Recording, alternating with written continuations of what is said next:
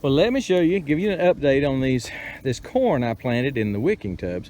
I think if you didn't see the first video, this is kind of a novelty corn. Again, I told you before, my wife can sell in her the place she manages. She can sell in the fall. They have people come in looking for things like the corn stalks for decorations, but also for novelty corn, blue corn, red corn, Indian type corn. So that's what I planted here. You'll need to look at the first video to see the planting. If you want to look at that, I'll put that up in the corner right about now. And but that was maybe a couple of weeks ago, and shoot, they're 18 inches tall right now. I started them off with an organic fertilizer, and Haas sent me, it's a 652 something. I don't know. I have to look at you'd have to look at the first video and figure that out, because I tell you in the first video.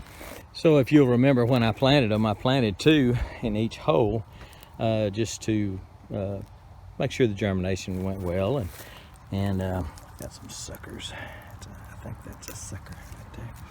So what I had was most holes, I didn't have 100% germination, but most of them had 2 plants come up, and I just I came through a few days ago and weeded out, or gently pulled out the weaker of the 2. Some of them look pretty doggone good, and I hate to pull them out, but with 10 plants in a wicking tub, I thought that was plenty, and I didn't need to double up on any of the holes. So so there's 10 in them. I've got some probably only have 9. I think that one did not germinate one. That would have been planted right about there or something. But I'll keep you informed, keep you up to date on what's going on here. Hope to have some real pretty blue, red, and bicolored, multicolored corn out of these wicking tubs. And it will also, as an experiment also, to let me know whether wicking tubs is a viable way to raise corn. I've seen people do it, but having never done it myself, I'm interested in that, to see if it's a good viable way.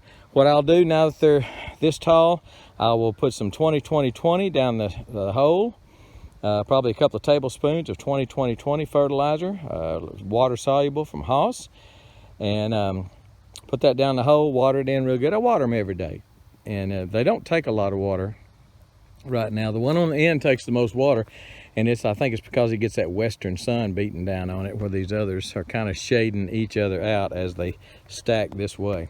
So anyway, look at the corn, and looks good so far, and I'm pleased.